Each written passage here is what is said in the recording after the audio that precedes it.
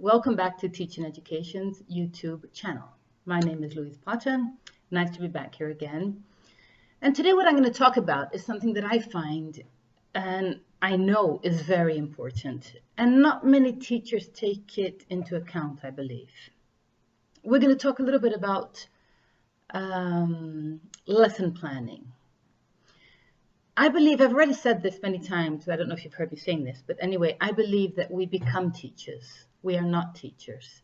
So we're always improving. We're always getting better, okay? And I have noticed that one aspect that differentiates one teacher from another is definitely her classroom planning, okay? Her lesson planning. Why is that so important? Let's think about it by another aspect. When you travel, don't you plan carefully what you're going to do, where you're going to go, how you're going to get there, what you're going to take?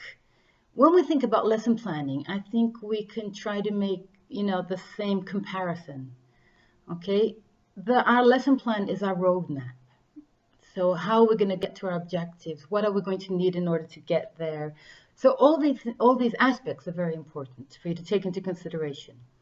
So we need to have, and we need to keep our minds focused. When our minds are focused, our students are focused as well, okay? So I can assure you that your students know if you have a very good lesson plan. And I can assure you as well that if your lesson plan is very good, your students will not misbehave, okay? Because student learning is directly related to lesson planning. I don't know if you agree with that, but I think if you really start planning your lessons and writing it down, I don't mean by planning, thinking about it or, what page am I going to do? Oh, okay, I'm going to do some of this page and that page. That's not lesson planning. That is, covering the book, which is something that is absolutely, completely different than lesson planning, okay? So what is lesson planning? What should we take into consideration when we're talking about lesson planning? Obviously, the first thing, it's your topic, okay? Yes, you're going to put it in your lesson plan. What's the topic? What grammar you're going to use? What vocabulary you want your students to learn? Yes, that's pretty basic, okay? But it is important for you to note down, okay? What language are you going to use in the classroom? What questions are you going to ask? Some people say, oh, that's not important, but it is. We forget. Okay, sometimes we're in the middle of there with our students and everybody talking. We forget about some basic questions.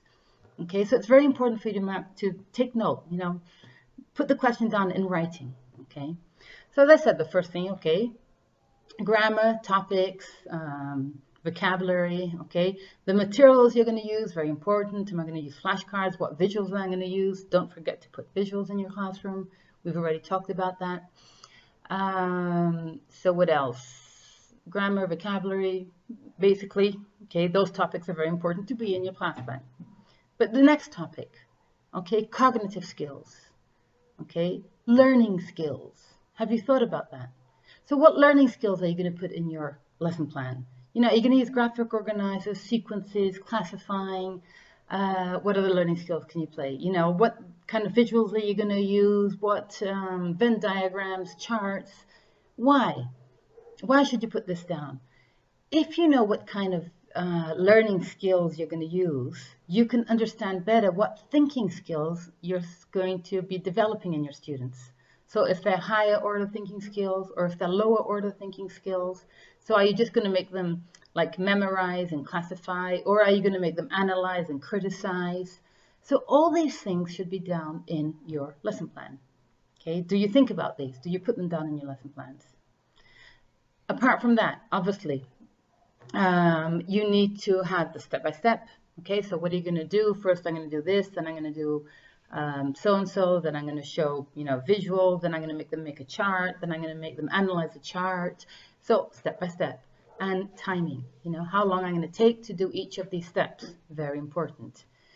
Okay, and then obviously your grouping arrangements. How are you going to group them? Why are you going to group them in that way? That's very important. And then accountability. So how are you going to check for understanding? Are you going to play a game? Are you going to make them write something down, summarize something? Are you going to do exec tickets? So what are you going to do to check their understanding? And last but not least, you're going to reflect upon your class.